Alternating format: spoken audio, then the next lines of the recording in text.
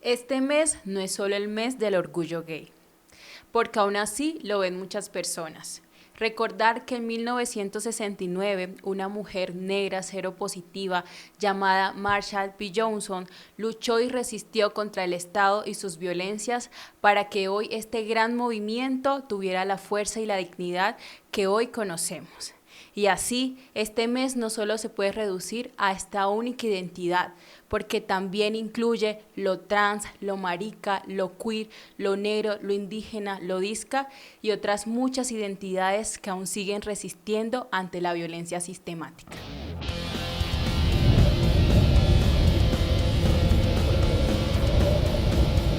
Hola, les saludamos nuevamente desde nuestro programa Sacando los Trapos, un espacio en donde debatimos y hablamos sobre temas que nos atraviesan a los activismos y movimientos sociales y lo conversamos con invitadas. Hoy tenemos a Laura y a Fabiola. Bienvenidos a nuestro primer episodio de la tercera temporada. Recordar que durante este espacio nos inspiramos en la justicia del lenguaje. Es por esto que nuestras invitadas nos van a estar hablando desde sus experiencias vividas. También es un espacio libre de discursos de odio. Recordar que pueden ver los episodios en nuestro canal de YouTube y de Spotify. Y les invitamos a que dejen sus comentarios para saber de qué quieren hablar y también escuchar en próximos episodios. Quien les habla, yo soy Dina, una mujer antirracista, marica, de la ciudad de Cartagena, trabajadora social, hija de la universidad pública e investigadora de Fondo Lunaria.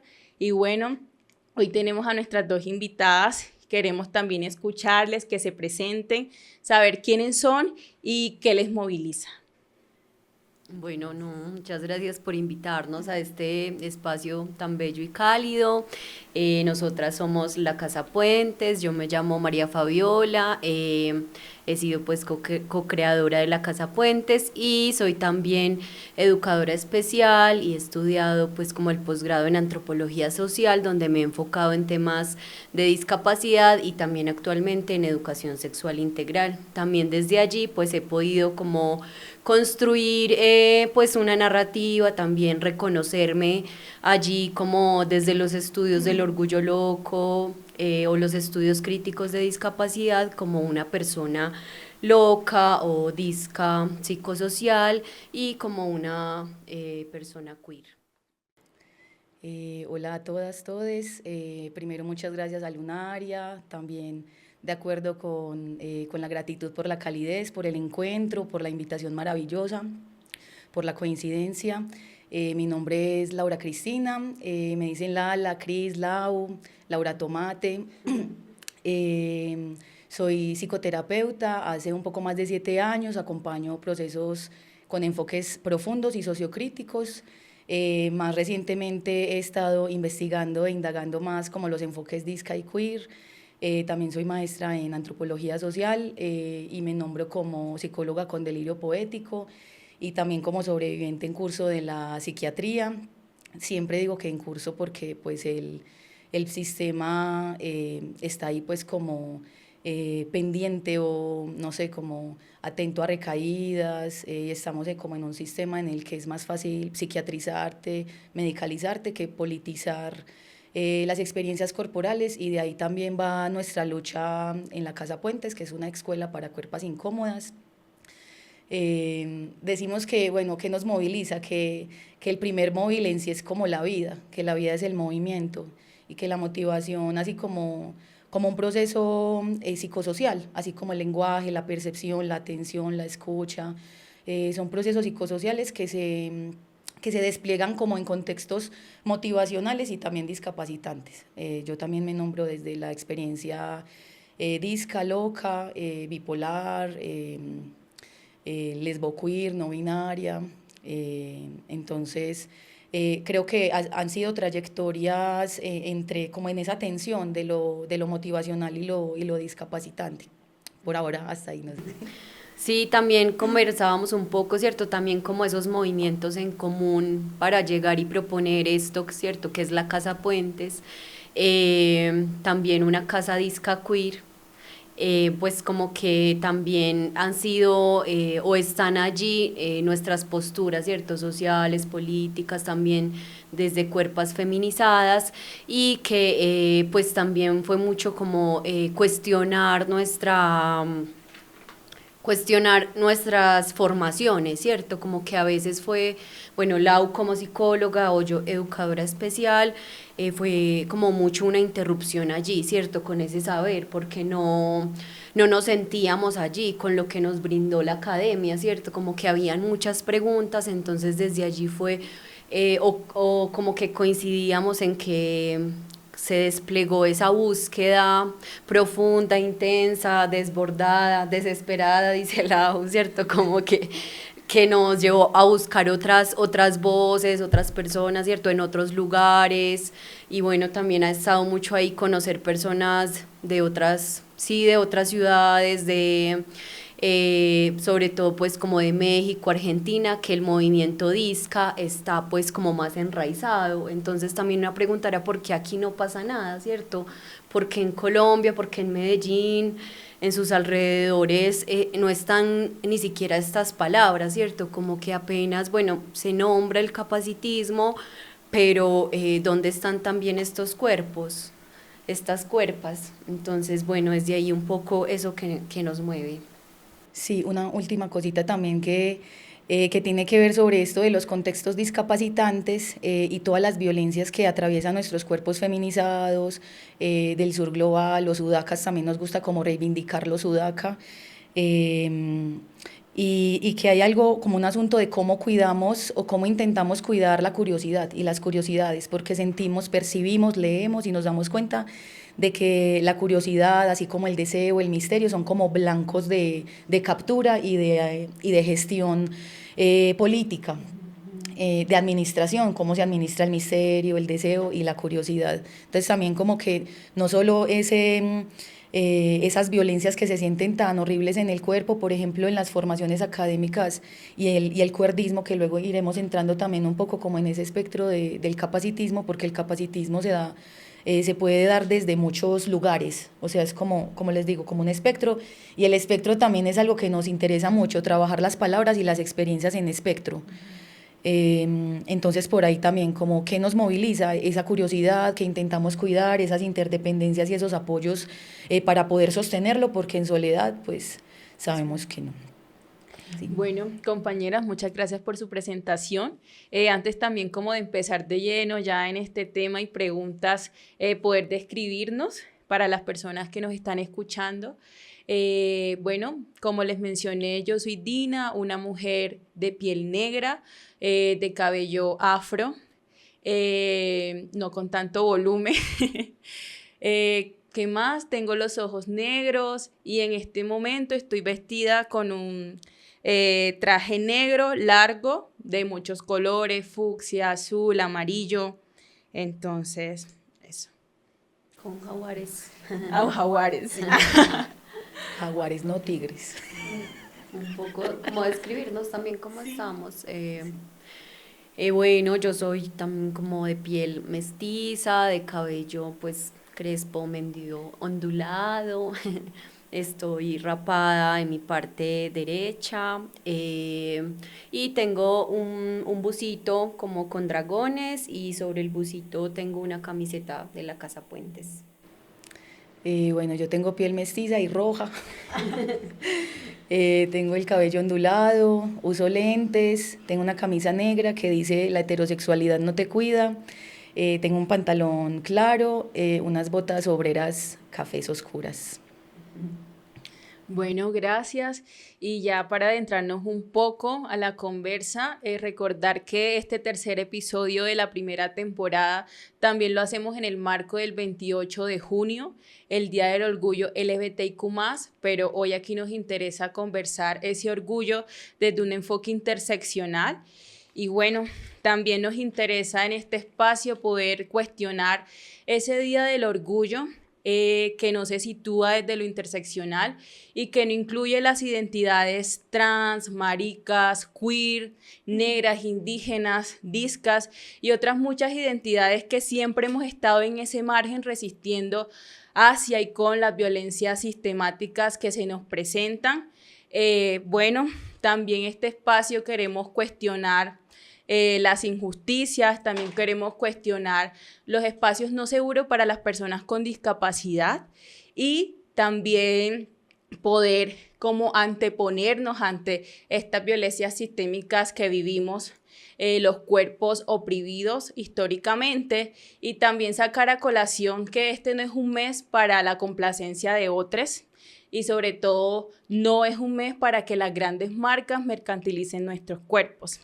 Y bueno, sin más preámbulos, también decir que aquí en Lunaria y en este episodio Sacando los Trapos nos moviliza la digna rabia y por eso vamos a estar sacando ahí unos trapitos para agrietar el sistema que nos oprime y reprime.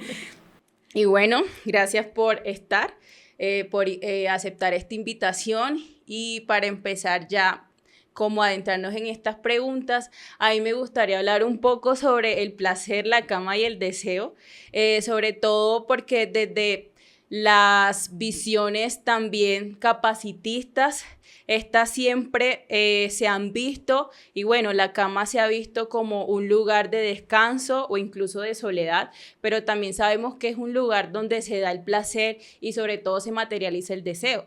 Entonces, en este sentido, preguntar cómo reivindican ustedes en el marco de esta fecha la resistencia a los prejuicios capacitistas que atraviesan el placer, el goce y el disfrute de las personas con discapacidad. Súper. Sí, muy importante. ¿Vas a decir algo? Bueno, desde la Casa Puentes somos, digamos, como aguafiestas. Porque antes de llegar como a los temas del goce, del placer y el disfrute, partimos de gestos contracapacitistas que tienen que ver con abrir espacios sensibles, sentipensantes, reflexivos, autocríticos para la doloridad, ¿sí? Como que para llegar a pensar y sentir, explorar el goce, la alegría, el disfrute, hay que partir de que muchos de los cuerpos discas, muchos de los cuerpos queer, estamos como cubiertos de mugre o cubiertos de dolor. Y es donde se sitúan como muchas historias borradas, muchos silenciamientos.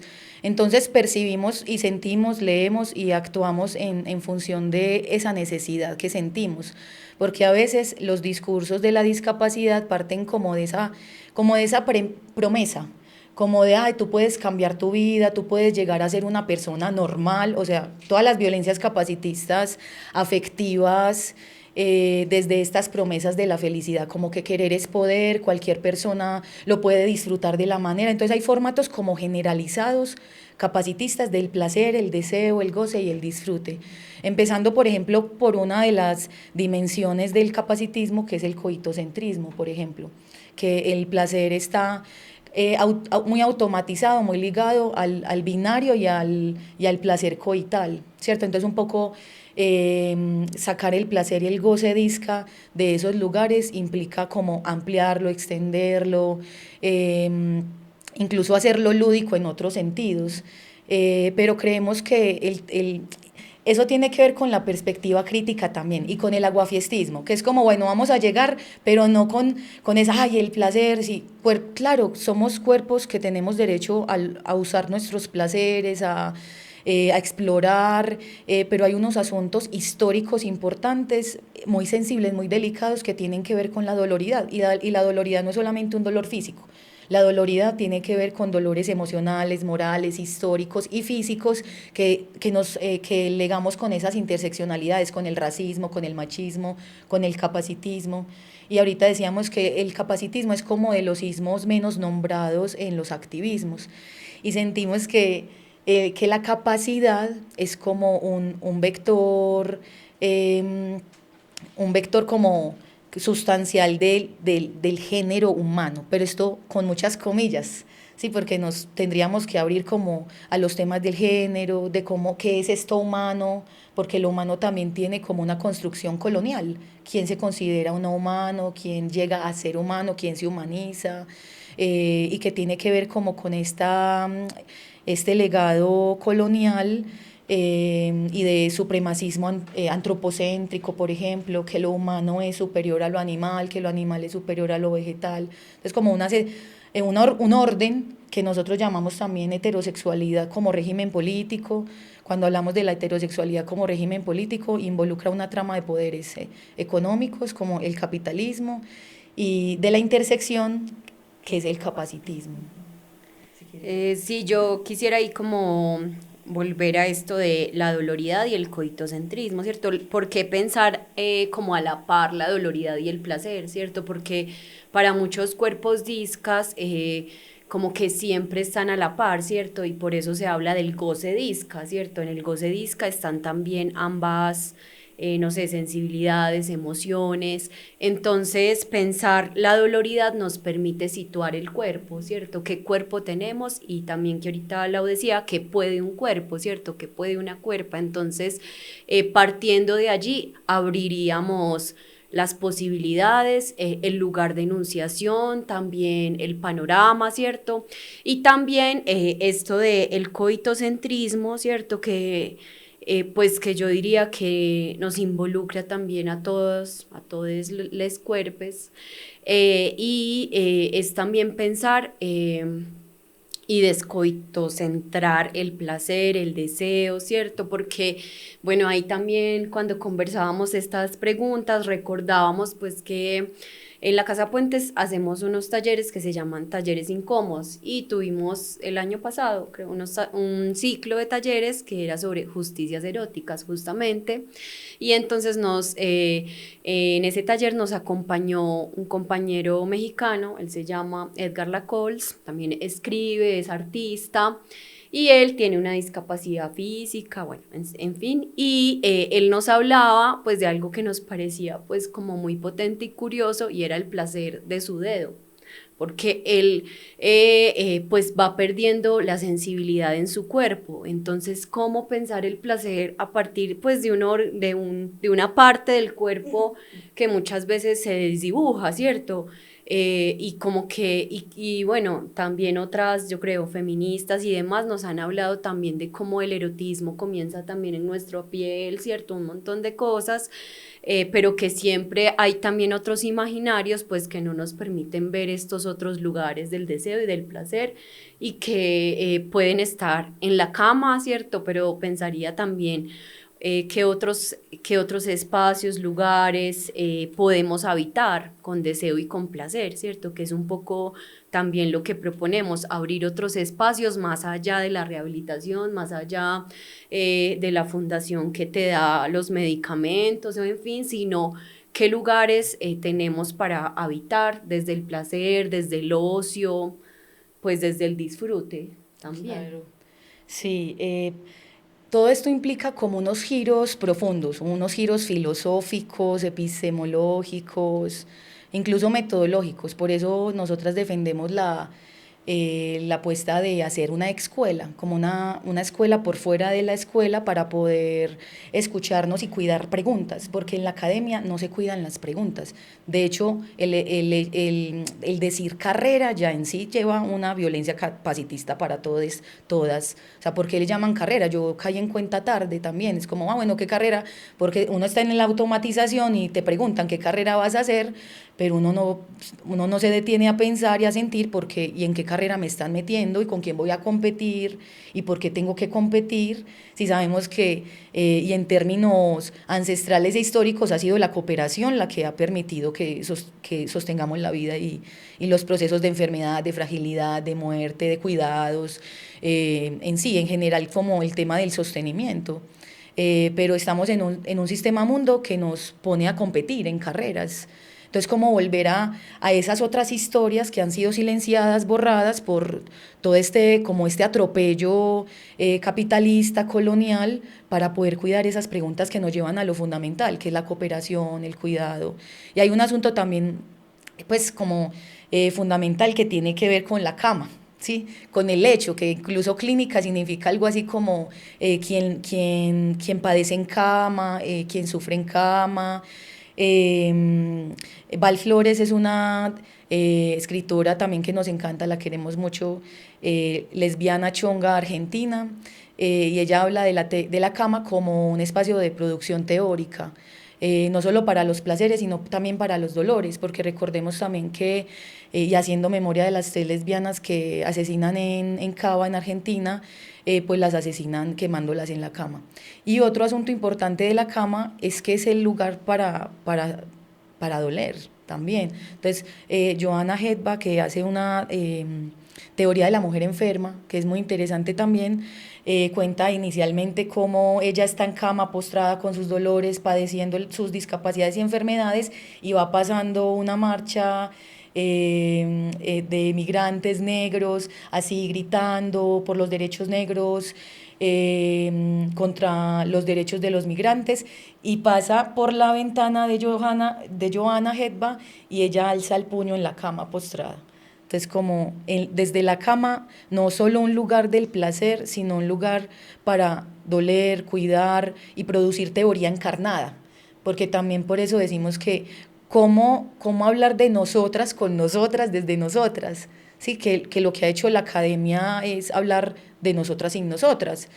Y para llegar, por ejemplo, a una epistemología feminista se necesitó terminar una carrera para buscar desesperadamente otras epistemologías y otros movimientos en los que nos sintiéramos acogidas y cobijadas. Bueno, yo quedé, ay, qué profundo, realmente empezamos como con toda esta primera pregunta y bueno, me llevo como una reflexión muy importante y es lo que tú mencionas, la cama como un lugar para doler, para resistir y también para luchar, también descentralizar el placer, que tú lo mencionaste, y ese término de aguafiestas, me gustaría que de pronto nos los pudieras. ¿Qué significa un poquito para ti, también para la gente que no sabe de ese término? Claro, súper. ¿Quieres decir algo? O tú, Fabi.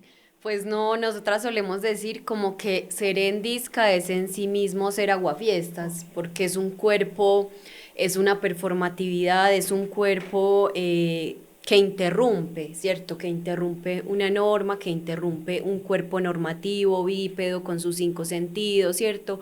Entonces, ser aguafiestas es reconocer también que esos cuerpos existen, ¿cierto? Que interrumpen el orden, que interrumpen el tiempo que tienes para desplazarte de aquí a un tercer piso por escala, ¿cierto? Y alguien que tenga un bastón o que tenga muletas, pues rompe también esas formas, incluso esas formas de desplazarnos, esas formas de hablar, de expresarnos, el tartamudeo, ¿cierto? Entonces, en Lodisca hablamos que eso es en sí mismo aguafiestas, ¿cierto? Como portar ese cuerpo es en sí mismo aguafiestas. Nosotras también nos sentimos muy acompañadas de una feminista que se llama Sara Ahmed, y ella habla del feminismo aguafiestas, pero también como con cierta ironía, porque dice que, bueno, que al nombrar el feminismo aguafiesta es como una redundancia, porque el feminismo ya es en sí mismo aguafiesta, y qué fiestas agúa el feminismo. Las fiestas de la heterosexualidad, del futurismo reproductivo, del éxito, del ascenso, de querer es poder, de que la única discapacidad es una mala actitud, o de que la única discapacidad, que toda discapacidad está solo en la mente. Entonces, es la fiesta de lo que, sí, el aguafiestismo tiene que ver con la interrupción de eso, como ahorita les decía, esas memorias ancestrales que nos llevan como a ese tema de los cuidados y de la cooperación. Hay una historia muy interesante en la antropología de una antropóloga que casi no se menciona en la academia. O sea, es alguien como súper reconocida, pero en la academia no nos la acercan. Margaret Mead, que habla de lo que pues ella descubre un hueso de hace muchos años que se soldó. Y la lógica o el razonamiento es que si ese hueso se soldó fue porque estuvo sostenido, no lo dejaron atrás. No, que ahí pienso, por ejemplo, también como respecto a la cama, ¿cierto? Que para muchas personas es como impensable impensable que una persona no pueda salir de su casa, como que eso se vino a nombrar un poco más en tiempos de pandemia, del COVID, pero hay muchas personas que viven en confinamiento en sus casas porque presentan pues muchas enfermedades o discapacidad o condiciones de no salud que no pueden pues estar expuestos, ¿cierto? Como a, no sé, a los demás virus, a las demás cosas que es habitar el afuera, ¿cierto? Y bueno, pensaba, entonces eso también en sí mismo es aguafiestas, porque es pensar otras cosas que se salen de la rutina, del orden, como también incluso de ese cuerpo reproductor y productor, ¿cierto? De, no sé, pues de riqueza o de conocimiento incluso, ¿cierto? Como que pues termina siendo también eso, aguafiestas. Y por ejemplo, el sexismo, el racismo, el capacitismo son términos supremamente aguafiestas. O sea, tú hablas del capacitismo y nos ha pasado. Es como hablar de la misoginia. Es como, ay, eso es tan terrible. Sí, claro, es que las violencias son terribles y mientras más como que nos volquemos a estudiarlas, a reflexionarlas, a transformarlas entre nosotras, ay, perdón, eh, más... se me olvidó.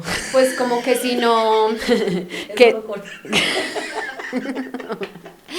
pues como que hay un poquito, como que si no, también si no hablamos de eso, pues lo mismo que ha sido con la lucha de los cuerpos feminizados, ¿cierto? Mujeres, trans, lesbianas, pues si no hablamos de que eso existe, pues no se va a transformar, ¿cierto? No va a pasar, no se va a salir del closet, porque también hablamos como de eso entre lo disca, lo marica, lo queer, que compartimos ese closet, porque son historias que siguen estando en el closet. Sí, sí. Bueno, y siguiendo con nuestra segunda pregunta, la quiero conectar mucho con una frase que yo leí en Instagram hace meses, que decía que la primera zona erótica es la dignidad. Y yo pensaba como lo cierta que es, porque en efecto tener vidas dignas y sobre todo contar con todos los accesos plenos a derechos nos dan un placer de vida impresionante, porque pues también a las personas con discapacidad históricamente se les ha negado tener accesos y tener cuidados dignos para sus vidas, ¿cierto? Entonces, en este sentido, son estas barreras físicas y simbólicas, pienso yo, que hacen que las personas con discapacidad en pleno no puedan vivir como todas estas oportunidades de tener vidas dignas y libres en sus territorios. Entonces, con esto quiero conectarlo con la pregunta de cómo podemos pensarnos y construir vidas más dignas para las personas maricas, trans y queers con discapacidad, y quiénes creen que deben hacer parte de esta construcción. Bueno, ahí también pensábamos como que quiénes estamos implicados y pensamos todos, ¿cierto? Todos, todas, todes.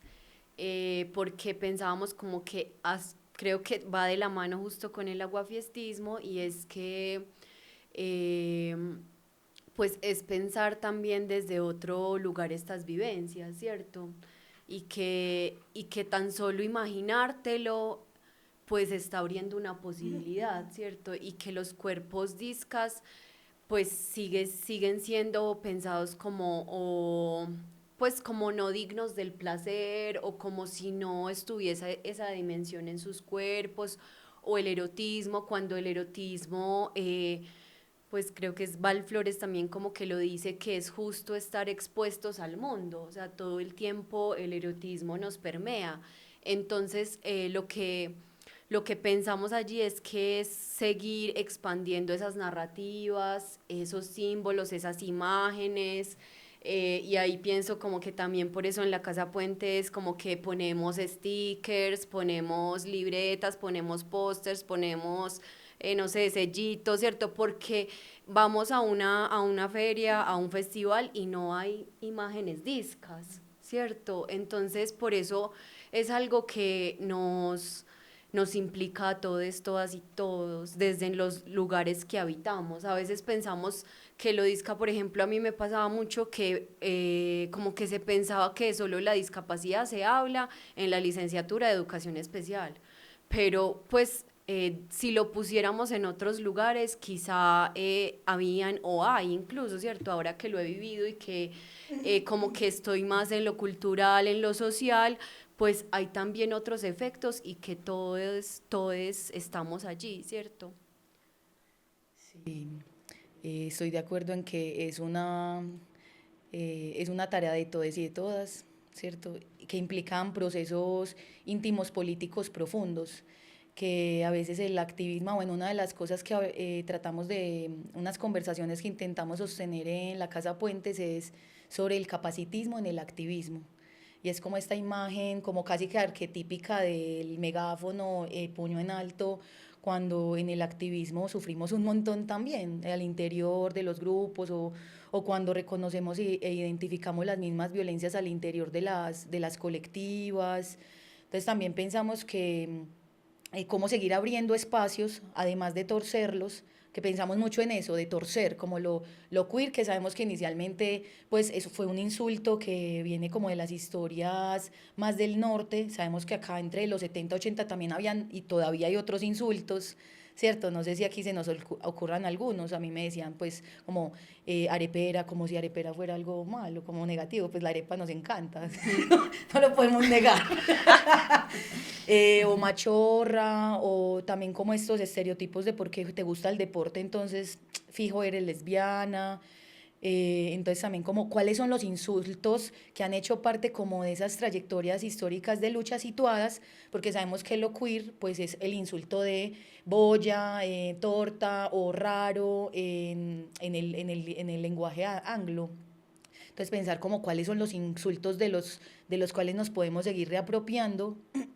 Y pensamos mucho en este tema de torcer, torcer la academia, torcer y dejar de dar todo por hecho, porque en este sistema mundo todo se nos da por hecho, nos socializan para que demos por hecho la vida, la muerte, el trabajo, el sexo, el placer, los cuidados, es como una distribución de los cuerpos, los placeres y las economías también como dadas por hecho. Entonces cuando uno empieza a hacer ejercicios de desautomatización, que es también a eso a lo que le apostamos desde los acompañamientos y las formaciones, cómo generar procesos de desautomatización de la percepción, de la motivación, de la atención, de la escucha, porque también en estos procesos íntimos políticos implica una praxis de la escucha, torcer la escucha, porque una crece con una escucha heterosexual, binaria, capacitista, estética, incluso comercial. O sea, por ejemplo, a mí me han dicho como, ay, tú no te cuidas tanto, no te quieres tanto porque no me maquillo, porque no me importa, me gusta estar despeinada o me gusta estar más, pues como con una vestimenta. Cuando voy a comprar me dicen, ah, eso es dama o de caballero. Bueno, a mí me gustan las botas de caballero, entonces si vamos a eso, me gustan las botas de caballero, los pantalones de caballero. Pero sí, entonces como en términos de las resistencias es cómo y con quiénes podemos sostener esas preguntas y la profundidad, porque sentimos que luego se puede volver como una lucha, una batalla de enunciaciones nomás, como si decir que soy lesbiana ya me pusiera como en una postura crítica en el mundo, o si decir soy una persona con discapacidad ya te diera los recursos para darte cuenta de todo lo que padeces. Sí. Y una última cosita, es que tuvimos un encuentro, perdón, es que Fabi hablaba de los talleres incómodos y también tenemos otros procesos que llamamos las tardeadas mutantes. Y entonces en las tardeadas mutantes es un espacio de ciudad abierto y llegan personas, nosotras no ponemos filtros, sino llegan personas heterosexuales con orientaciones diversas y nos ha pues como impactado mucho la reproducción de violencias eugenésicas, por ejemplo, en personas con discapacidad. Entonces, en un grupo, un joven con discapacidad física decía, como con cierto alivio, como si se le olvidara que era disca.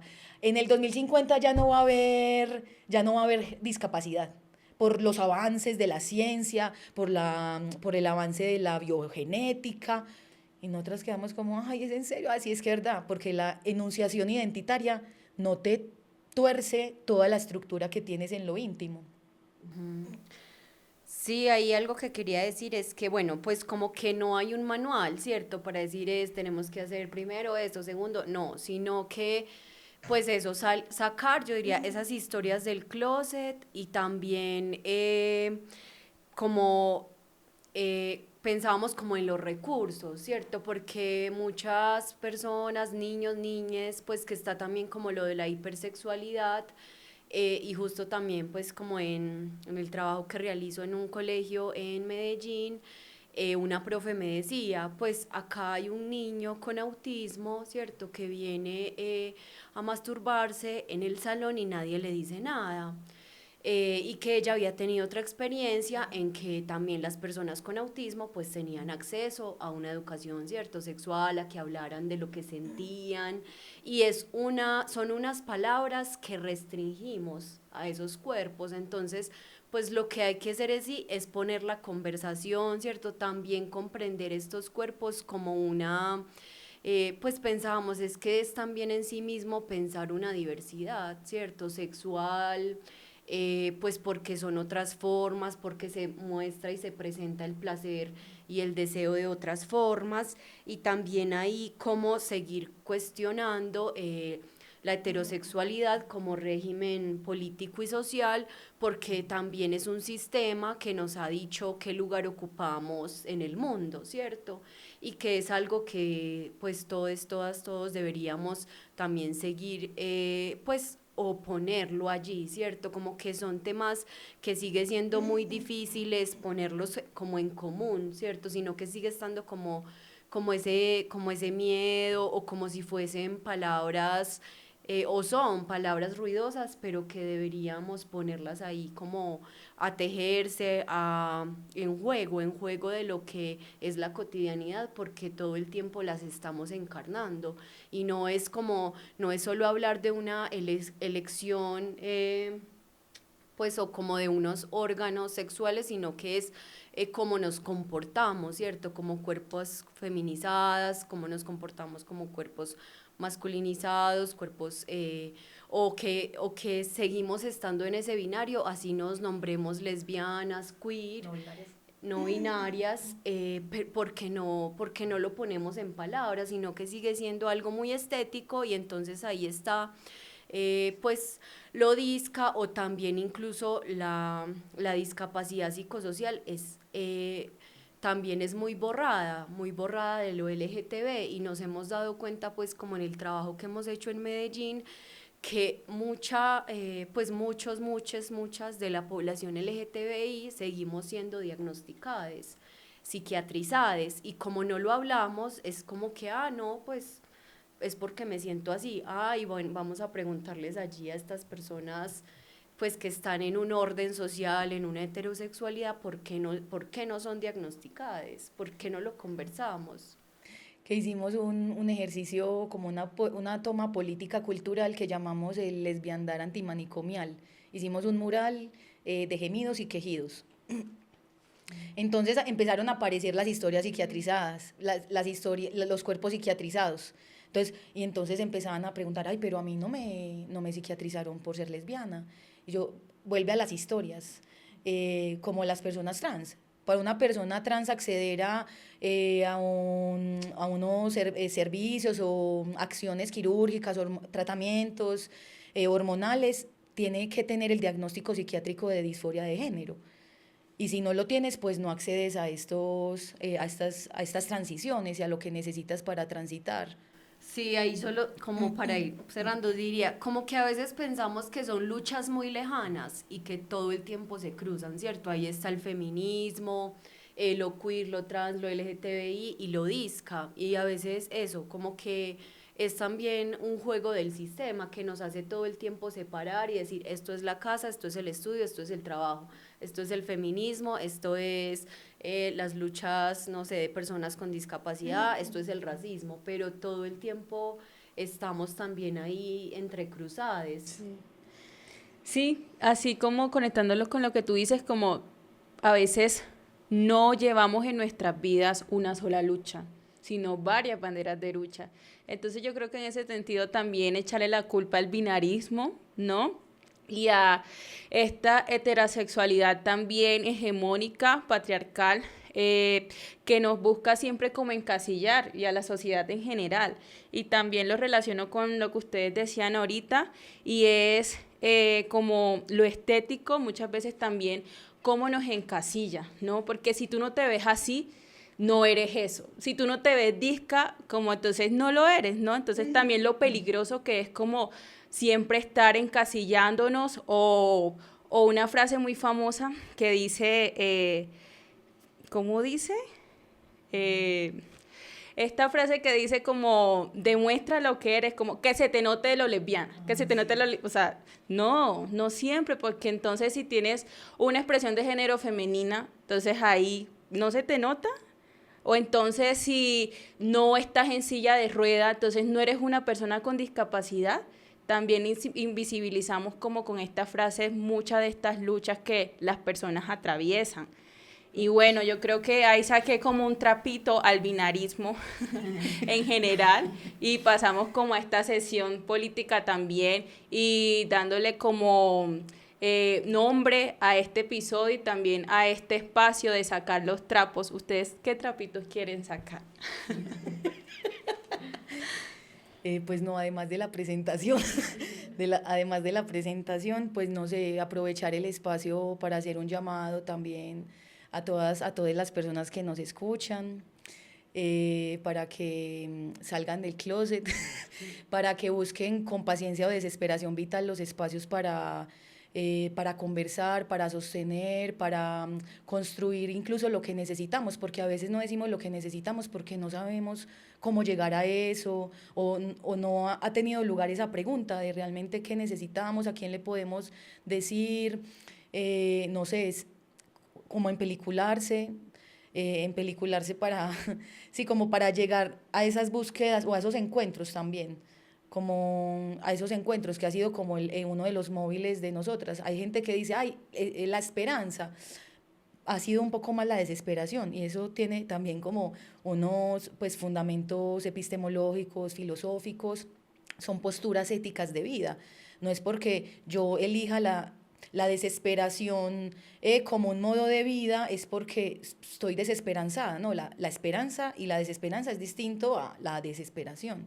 Entonces, como que la vida es desesperación, dice un filósofo que me gusta también, es como sigan buscando y encontrémonos también, encontrémonos en la Casa Puentes, encontrémonos con Fondo Lunaria, démosle lugar a nuestros cuerpos, a nuestras teorías encarnadas, a nuestros dolores, a nuestras necesidades, a nuestras voces, y a lugares para como desocupar esas acumulaciones de dolor histórico. Sí, porque a veces estamos como tan acumulados de dolores, tan saturados, que no tenemos como ese otro espacio para la creación, para la conversación tranquila, loca, balbuceante. Es como que nuestros cuerpos también en este sistema, a propósito de lo que decíamos ahorita, que somos también una atención. No solo somos como un proceso autocreativo, autopoético, libre, solo soberano, no, también somos productos, y eso es algo real y nos duele, ¿cierto? El saber que por más que tengamos una lucha lesboqueer, una enunciación no binaria, nuestro cuerpo ha sido atravesado por un orden heterosexual, y a veces sin querer actuamos el género. Yo le digo también, desde una lucha no binaria, yo a veces me termino viendo cayendo, recayendo en lugares de ser mujer o del mujerismo que me descomponen un montón. Como por ejemplo, no poner límites, ¿sí? Porque nuestros cuerpos feminizados nos han dicho que a todos sí, condescender, complacer, no decir no, no puedes decir no. Entonces, ¿cómo cultivamos ese no para que otros vengan después? Sí, bueno, yo dejaría como una pregunta, ¿cierto? Y pienso, es que también me siento ahí como muy atravesada por mi frustración de ser educadora especial, porque incluso con otra, sí, con otra compañera escribimos, bueno, en algún momento se los compartimos, un manifiesto de educadoras especiales fracasadas, porque no nos encontramos como en los lugares oficiales, ¿cierto? Como docentes de apoyo, que también hay como un montón de capacitismo presente que no se nombra, ¿cierto? así como para cualquier profe en una escuela pública, ¿cierto? Que su cuerpo tiene que resistir al día más de 200 estudiantes, pues cómo eso, cómo hacernos esas preguntas nos permite soñar e imaginar otras realidades, ¿cierto? Entonces, bueno, eso como en las instituciones, las fundaciones, es como que cómo seguir pensando esta pregunta que es cómo reparar o cuidar estos cuerpos y estas subjetividades heridas, ¿cierto? Porque ha sido también muy complejo como llegar a cuerpos discas y decirle quiero escucharte, quiero que hagamos juntos este taller, que pongas tu voz, que pongas lo que haces porque nos parece importante y pues luego están allí y cuesta un montón que se tomen la palabra, ¿cierto? Porque se ha negado y se ha borrado ese lugar. Entonces, ¿cómo vamos a crear otras subjetividades y otros cuerpos y otras sensibilidades que nos permitan estar allí de otra forma? No sintiéndonos como no sé, como atrapados, como encerrados, sino como abrir todas esas experiencias y todas, pues sí, todas esas, como todo eso que han caminado, rodado, nombrado esas cuerpas, como darle un lugar a todas esas historias que siguen estando guardadas, encerradas o silenciadas. Sí, una cosita también sobre, eh, o sea, cualquier cosa puede ser un espacio de encierro. O sea, uno mismo, el ego, la casa, la cárcel. O sea, los espacios de encierro no solo son la cárcel y el manicomio, ¿cierto? Cualquier cosa puede ser un espacio de encierro y ese encierro también ha sido como una construcción capital colonial. El encerrar, el delimitar y el demarcar yo, tú o nosotros, ellos y nosotros, ¿cierto? Entonces, como un poco que la apuesta va a ser como por seguir borrando un poco esas demarcaciones para ver cómo seguimos haciendo mixturas y conexiones inesperadas entre lugares que en un momento se concebían o se consideraban como incomunicables. Y que no tenemos que hablar como de, o seguir hablando, ¿cierto? Como de algo que se debe curar, sino de qué lugar le vamos a dar a ese cuerpo que ya existe de la forma que existe, ¿cierto? Entonces, por ejemplo, ahí yo me he reconocido, o más bien me di cuenta que he sido como un ser triste, ¿cierto? Nostálgico, por muchas razones y por muchas vivencias, duelos, muertes que he vivido, pero que no, como que lo disca, bueno, no sé, ahí escribimos algo de lo disca me permitió darle lugar a eso que siento, ¿cierto? Y que no está la presión, también está ahí, ¿cierto? Capitalista, neoliberal, de que, bueno, no, tengo que levantarme, correr 5 kilómetros, voy a ser feliz, ¿cierto? Como todo eso, y todos los días tener eso en la cabeza ya es como otra, pues como otra exigencia, como además de lo que siento adentro, tengo que cumplir con esa exigencia. No, ¿cierto? Como que encontré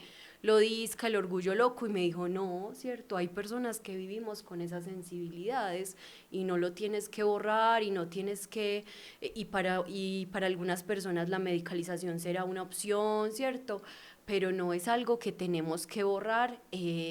Y sacar de nuestras vidas, sino que es algo que nos acompaña. Asimismo, las personas ciegas, también tenemos una amiga que es una mujer ciega que se nombra como investigadora vagabunda, ella se llama Diana Vite, la pueden buscar, también eso es otra cosa, que la gente dice, ay no, qué pereza leer, hay un montón de personas con discapacidad que tienen Instagram, búsquelo, ¿cierto? Son vidas, también están Y en hay Instagram, en videos. Facebook, entonces, y ella nos habla mucho también esto, del goce, de cómo porta su cuerpo y cómo ha sido también esa transformación de hablar del bastón como una extensión de su cuerpo, incluso de los medios, ¿cómo se llaman los? Pues como Lectores de los lectores pantallas, de pantalla, prótesis oculares. cómo pasan a ser parte de su cuerpo, ¿cierto? No es, y no como eso, no sé, por fuera de, sino que siempre también nos está acompañando. Sí, haría énfasis en cómo lo disca, pensarlo hacer una lucha disca no desde el déficit, no desde lo que falta, sino desde las potencias singulares del cuerpo. Y por eso ahorita decíamos que hay todo un giro filosófico, porque pensamos por algo desde la generalización. Eso tiene una trayectoria, una historia.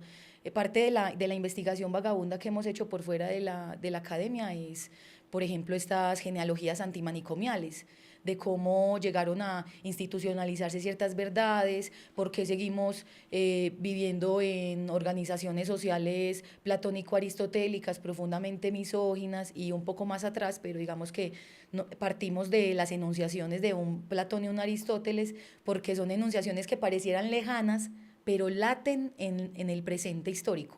O sea, la lucha por los ideales, el sufrir por un ideal, el sufrir porque mi cuerpo no es de determinada manera. Y ahorita decía lo de los espacios de encierro, porque la lucha anticarcelaria no es solamente para quienes están privados de su libertad en una cárcel. Hay mucha gente privada de su libertad de muchos modos. Incluso nosotras de alguna manera seguimos privadas de la libertad en ciertas zonas, dimensiones, intensidades o flujos. Por eso decía, por ejemplo, en la psicología, y yo me atrevería a decir que las ciencias sociales, las pedagogías, pueden llegar a ser cómplices como técnicas de control social. Sabemos que esos son ciencias para controlar poblaciones, que la psicología ha tenido un andamiaje súper terrible y horrible con la guerra, ¿cierto? Las investigaciones, la antropología, la eugenesia, que pues para quienes no han escuchado la palabra, la eugenesia tiene que ver con toda esta ciencia que quiere perfeccionar una raza. ¿Pero qué raza? Sí, porque ahorita les contábamos esta experiencia del taller en la tardeada, y siguen siendo enunciaciones maquínicas, están así. Ahí la ciencia está proponiendo que se identifique el trisoma 21 antes de que sea como una variable para abortar legalmente. Pues como se quiere exterminar legal y en nombre de la ciencia toda una población, que es otro genocidio, es como, ¿por qué no podemos pensar a las personas con síndrome de Down como vidas posibles y no como vidas arreglables, defectuosas? Porque también creo que en Europa empezaron las cirugías de corrección facial para las personas con síndrome de Down, para abrir un poco más los ojos, para blanquear o normalizar ciertos rasgos.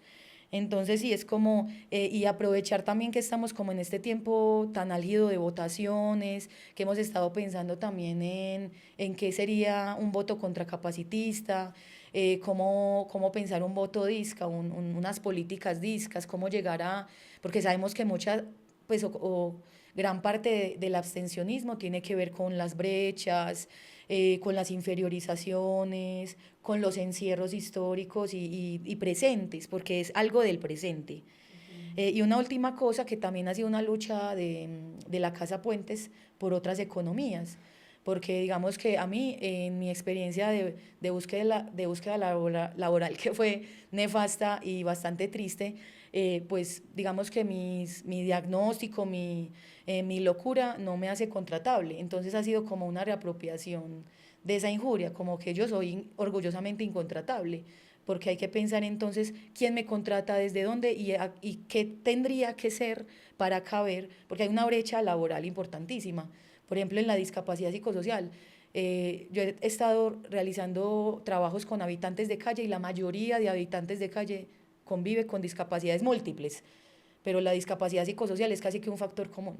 Y la brecha más grande entre comillas, inclusión, que la inclusión también es un concepto bastante problemático, pues es el tema del trabajo. O sea, porque no se consideran personas contratables, aceptables. Y hay como un trapito que tiene que ver con las manifestaciones corporales, de seguir luchando con espacios donde poder politizar esas manifestaciones, esas alucinaciones. Por ejemplo, en mi experiencia que he tenido alucinaciones táctiles. Entonces, ¿cómo cobijar esa experiencia y no solo medicalizarla? Porque, claro, la preocupación, por ejemplo, familiar es como, pero vas a vivir así, medicalízate, anda al psiquiatra, retoma tu medicamento. ¿Y con quién puedo politizar estas sensaciones, estas experiencias corporales Y luego las he ido conectando a historias sociales, barriales, violencias sexuales, o sea, como que estas cosas que yo siento que pueden llamar médicamente alucinaciones tienen que ver como con todas unas trayectorias de violencia, pero que digamos el sistema social las quiere solo individualizar.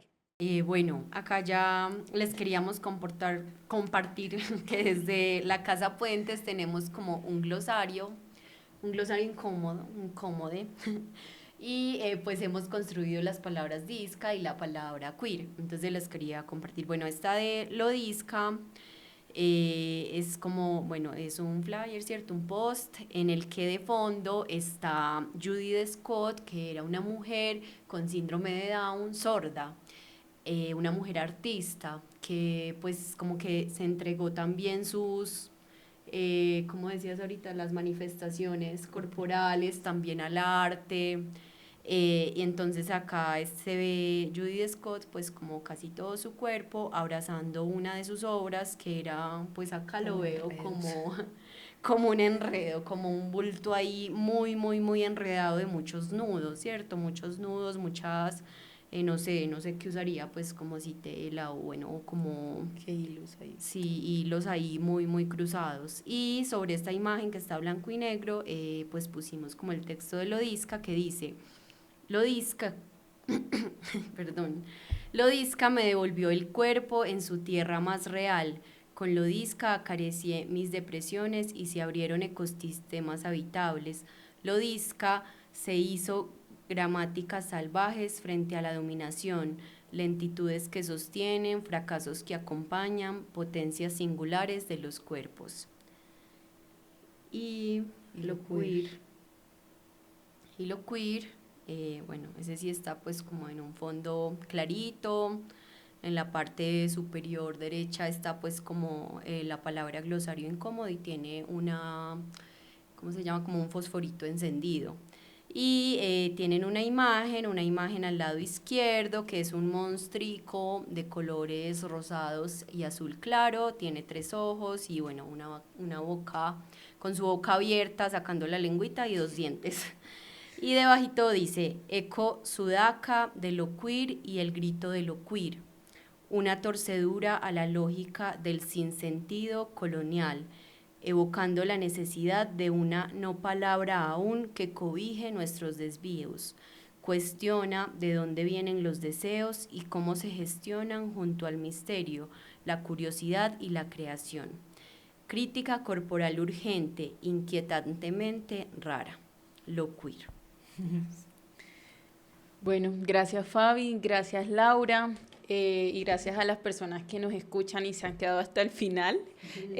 Bueno, ya para ir cerrando como este capítulo, quiero como también recoger estas ideas fuertes que ustedes nos han dado, y es sobre todo poder cuestionarnos el capacitismo dentro de nuestros activismos feministas y no feministas, y también que la construcción social de vidas dignas para las personas con discapacidad hace parte de todos. Todos debemos como montarnos a este bus de luchar por vidas más dignas.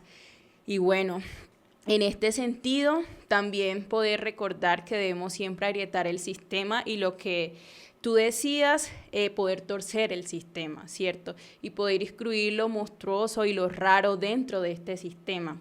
Y bueno, sin más preámbulos, les quiero agradecer a ustedes por esta invitación, a todas las personas que nos están viendo y escuchando, que puedan dejar en los comentarios otros temas que quieran que sigan saliendo aquí en este episodio de Sacando los Trapos. Y también recordar algo que se me olvidó decir al principio, es que también fue un espacio para cuestionar el Pride que no tiene memoria, porque cada día que amamos y resistimos en libertad es un acto también de visibilización por nuestras hermanas que ya no están, por las que vienen, y también por nuestras hermanas trans que murieron y fueron asesinadas en un mundo que decidieron ser, pero que también fue hostil y violenta con ellas. Y sin más, muchas gracias. Muchas gracias.